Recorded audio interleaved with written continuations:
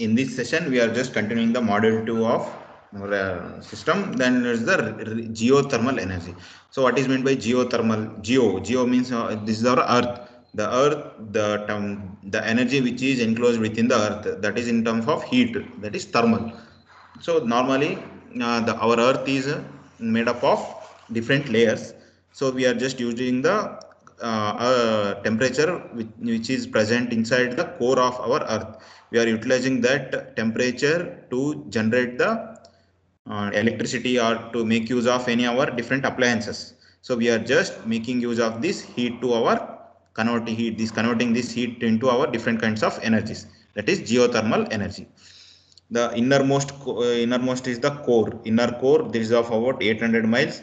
Next thing is the outer core, which is of about 1400 miles, and the next layer is the mantle is of about 1600 layers, and the rest thing is crust of the earth, that is about 5 to 25 miles. 5 to 25 miles is the crust.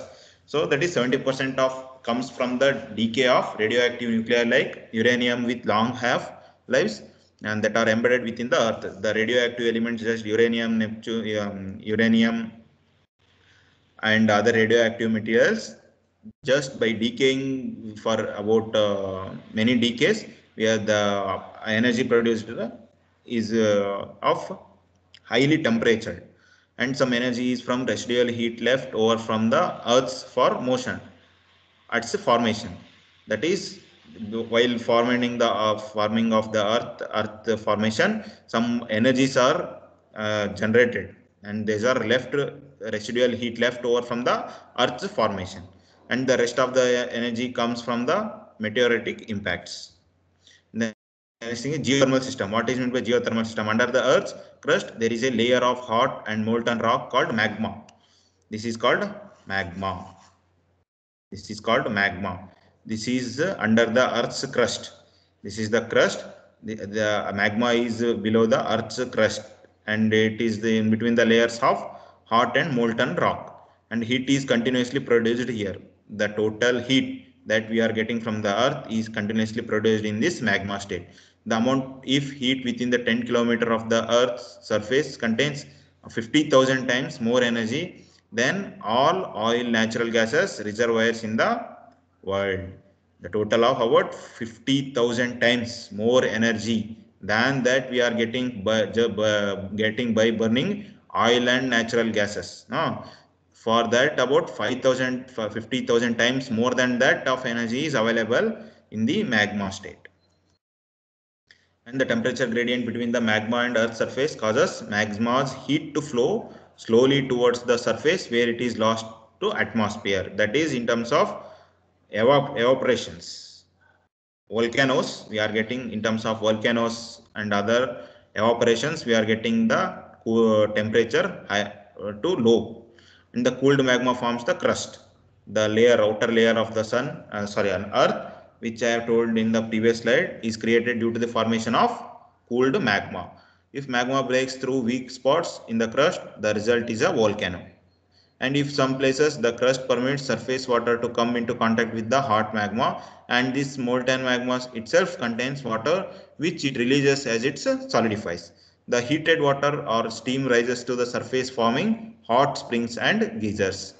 And what are the different types of classifications of geothermal systems are dry steam geothermal system and hot water geothermal system. So in the dry steam geothermal system, what happens? A hole dug into the ground and can cause steam to come to the surface. Due to the hole dug into the ground, this causes the steam to come to the surfaces. And hot water geothermal system, what happens? This is in terms of liquid dominations. Hot water in geothermal is a liquid dominations, and dry steam the geothermal system is a vapor domination. In a hot water geothermal system, what happens? The reservoirs of hot underground water. There are the reservoirs of hot water of underground water will be available at the hot water geothermal system, and water under pressure will be found in a liquid state, but when it comes to the low pressure surface, it will evaporate in the system. As it is in the below the earth, it is in terms of liquid state, but due to the low pressure, as it comes to the surface of the earth, it will be evaporates into the steam, and it will evaporates and it converts into the steam. And these systems were found in countries like New Zealand and Mexico. Now, what is geothermal energy utilization? That is direct use of low-grade geothermal energy, and aquaculture and horticulture, fishing, farming, greenhouses, industrial and agricultures, drying fruits, vegetable wood, drying wool, extraction of gold, silver forms and silver from the ores, food processing, sterilization of equipments, residential use, space heating, air conditioning. These are the different applications where we are using geothermal energy. Direct use of low grade geothermal energy, that is, if the available amount of energy is of low grade, then we can use it directly with the help of pipes and poles. Then for aquaculture and horticulture, in some conditions at aquaculture and horticulture, we use geothermal energy in order to maintain the atmospheric of aquaculture and horticulture at moderate temperatures. So in order to maintain the moderate temperatures, we use geothermal energy. And in industry and agriculture also, in industries sometimes we need very hot temperatures, and we are in order to make use of boil the water contents and boil the water molecules to produce the steams, we use this geothermal energy. And also in drying fruits, vegetables, wood, silver from ore, extraction of gold, here also, in order to, instead of using electricity or instead of using solar energy, we can use geothermal energy. Even for sterilization of equipments also, that is, in order to, we have to keep the equipments very clean and hygienic, and also to sterilize at all the times. So for sterilizing purpose of the different medical equipments and other equipments, we use geothermal energy. In residential use also, we use geothermal energy as to cook the foods, and also to boil the waters, and in order to generate the electricity also. And how to generate, how can we generate the electricity by geothermal energy? That is, there are two types. One is a dry steam power plant. It uses the superheated pressurized steam, that is of about 180 to 350 degrees Celsius. Here what happens, a hole, a borewell like structure will be digged inside the earth, and from the earth, the amount of temperature, hot temperature or geothermal is taking, and it taking to the turbines, where in the turbines it continuously flown to the turbines. The continuous heat or steam will be continuously flown into the turbines. As turbine rotates, electricity is generated, because the turbine shaft is connected to the generator. As turbine rotates, generator also, the shaft of the generator also rotates. By continuously rotation of shaft, electricity is generated inside the generator. And here, as the steam flowing through the turbine, the remaining steam is flown into the condenser, in the condenser unit. In the condenser unit, what happens, the steam is cooled down and formed into the water molecules, and these water molecules are fell into the cooling towers. In the cooling tower, or what happens, from the condenser, the cooling tower, inside the condenser, a hot cool air is flown continuously into the condenser.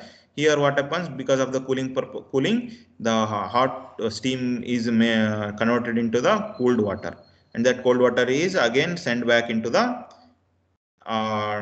reservoirs. These reservoirs, again, from the reservoirs, the pipe is from the pipe, the water molecules are injected into the well. These wells are within the geothermal zone. So in the, due to this geothermal zone, what happens, the cold water, when fed into the geothermal zone, it converts into hot water, and that hot water is again fed back to the turbines as a steam. Like this, the process is continuous, and steam produced directly from the reservoirs runs the turbines that power the generator.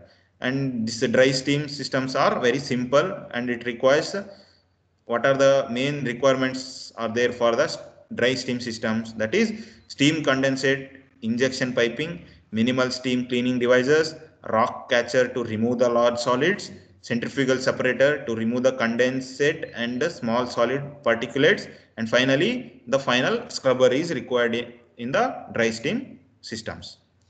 And the next thing is flash steam power plant. In the flash steam power plant, what happens, there we uses hot water above 180 degrees Celsius. Before here we used 150 to 180 degrees Celsius of water in dry steam power plants. Here in flash steam power plants, what we use hot water more than 180 degrees Celsius from the geothermal reservoirs. So let's have a look on the block diagram of this. Here what happens, same the geothermal zone is there. Inside the geothermal zone, the reservoirs is there, which is contains the waters. And from the geothermal zone, the production well, from the production well, the geothermal zone passes, and the water molecules are brined here, and the steam is generated. This steam again, as usual, the process same. From the steam, the turbine is rotated. The turbine rotates the generator shaft, and the generator generates the electricity. And after in the condenser, what happens? The steam is cooled down, and the cold water is stored here, and this stored water is again fell back into the injection well. So here only the difference is brine solution. Here the brine is used to maintain the heat of the water, and the remaining wastage of the brine is fed back into the geothermal zone. So this geothermal zone contains the brine solutions. This brine solution continuously heats the water molecules and injects into the turbine, and the remaining brine waste materials will be injected back to the geothermal zone. This the fluid is sprayed. The brine is normally a fluid, and which is sprayed into a flask tank, which is held at much lower pressure than the fluid, and causing it to vaporize the rapidly to steam. And this steam is then passed through a turbine coupled to a generator as for dry steam plants. See here, the steam is then passed through the turbine, and this turbine coupled to a generator as for a dry steam plants. The part from the turbine, everything is same. Whatever the generating stations you have take, the only thing is input to the turbine. The output of the turbine remains same. Input to turbine is whatever the steam, we need to rotate the turbine. In order to rotate the turbine, we are generating the steam. There are different types of methods that we are using to produce the steam. From the turbine, the shaft of the generator. From the generator, we get the electricity. From the generator other end, the condenser units. Condenser units the cool down the steams. Then cold steams is converted into cold waters, and these waters are again fed to the reservoirs. This is the output part is remain same for all the generating stations. The only thing is input part. Here what happens? The fluid is sprayed into the flash tank. The continuous geothermal reservoirs are there. From there, the fluid is sprayed into the flash tank, which is held at a much lower pressure than the fluid. So this is low pressure. What happens? Because of this low pressure, sudden high temperature molecules are sprayed over the flash tank, and which is causing to vaporize rapidly to steam. So here double flash geothermal steam electric power plant. Instead of using only one turbine and one water steam pressures, we are using two turbines. That's the only difference. Here we are using only one turbine, but in the double flash we are using two turbines. The remaining all the explanations are same. The binary cycle power plant. There are different kinds of electricity generation methods are there. First thing we studied are dry steam power plant. Next thing is flash steam power plant. In flash steam power plant, there are two types. This is single flash type, and this is the double flash type. The next thing is binary cycle power plant. In binary cycle power plant, what happens? The insufficiently hot resource to efficiently produce the steam, and too many chemical impurities to allow the flashing. Here the flashing takes place. In binary cycle, what happens? The heat exchanger. Here the heat exchanger is not directly connected to the turbines. The pipe or the cycle which is connected with the geothermal zone, which is not directly linked to the turbine here, in order to get the efficient steam. So what we are doing here, we are just rotating the water molecules inside the turbine condenser through the heat exchanger. This heat exchanger, what it does? It does only exchanges the heat from geothermal zone to the generating zones. See here, when the production well. This is the production well, this is the injection well. From the production well, the water is flown through the heat exchanger, which is the water or fluid molecules, whatever the things.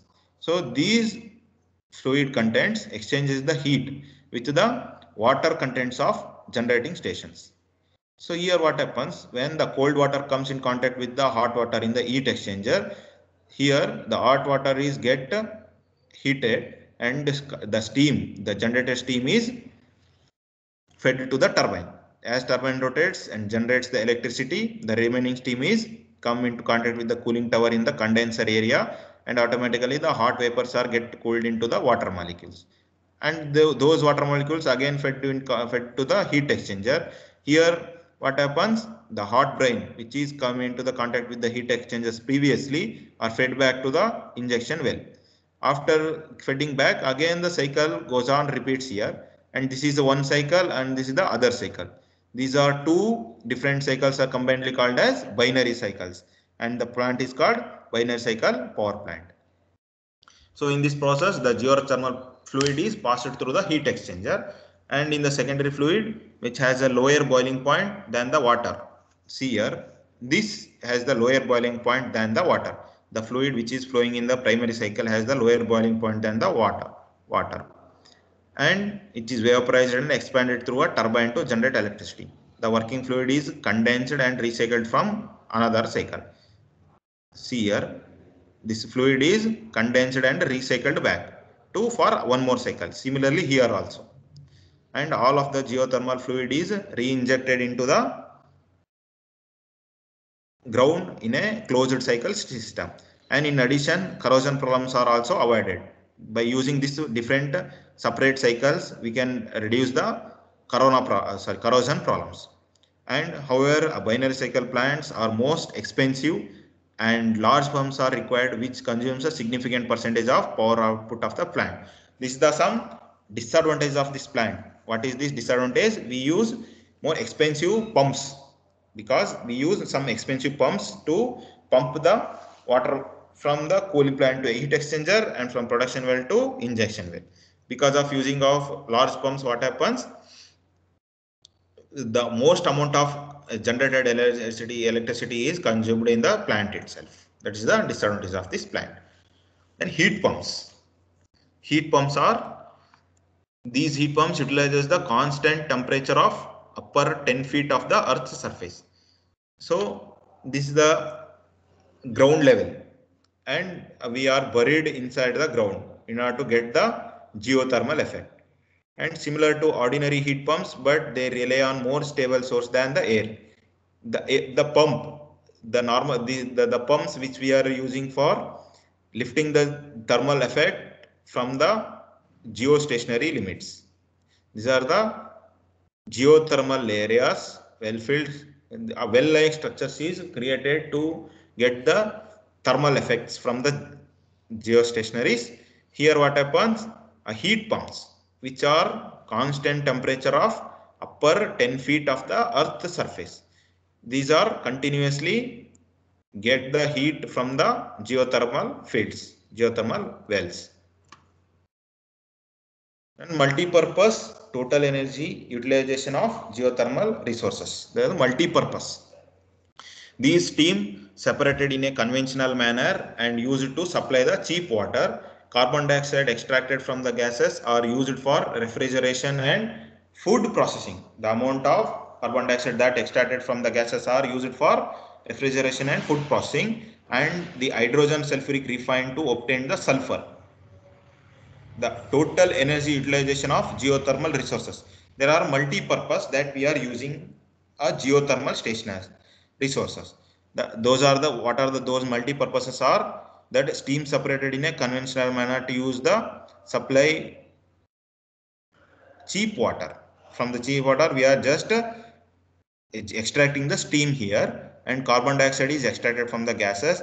Hydrogen sulfide is refined here, and hot waters could supply to desalination plants, and the hot water should be also provided air conditioning and refrigeration. In some cold countries, what is required in order to maintain the air conditioning of the home appliances, we use hot water molecules to maintain the cold temperature into the hot temperature.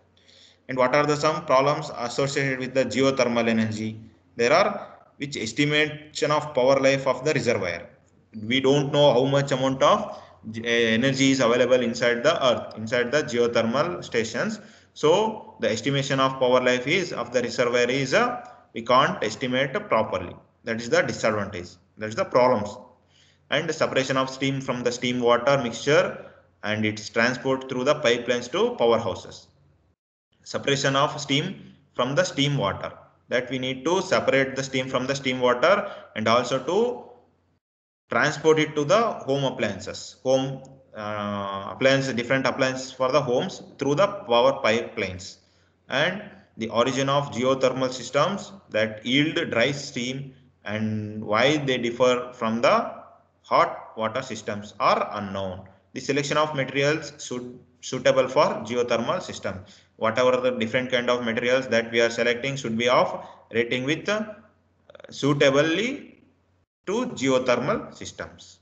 Then how it causes the environmental effects. Gaseous and particulate emissions. These geothermal outlets or outputs are causes gaseous and particulate emissions, which emits carbon dioxide, hydrogen sulfide, methanol, ethanol, ammonia, mercury components, lead 210, radon. These are the some different chemicals that emits from the geothermal stations, and these contributes to global warming, acid rains, noxious smells, and other related things. These are affecting the gaseous and particle emissions. Then how the land pollution, how these environmental affects the land pollutions. These degrades the usable soil because of the continuous getting heating of the soil. What happens? It degrades the soil particles. It degrades the soil particles and other usable ingredients. Disposition of pollutants on surface may harm the plant and soil sterility and may enter into the food chain. Because of this continuous disposition of pollutants, what happens? The particles may enter into the food chain also. The next thing is subsidence effect. How the geothermal energy affects the environmental effects. In the environmental subsidence effects, lowering of ground level when fluids are removed.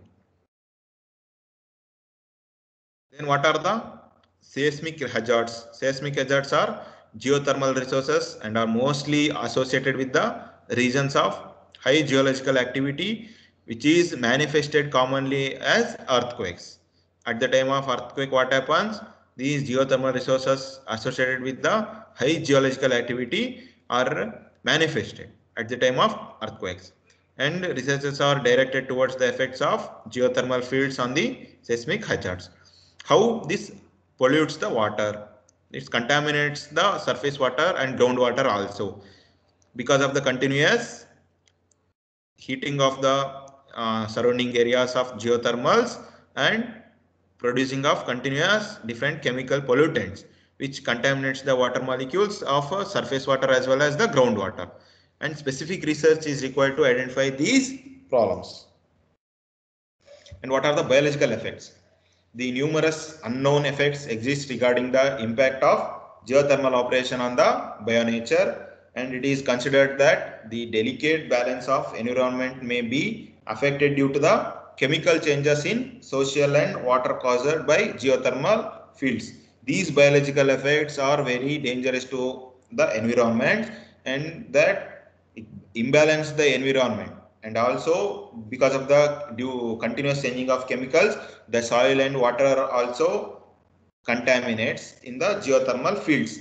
And the different kinds of n number of geothermal operations and bionature, what happens?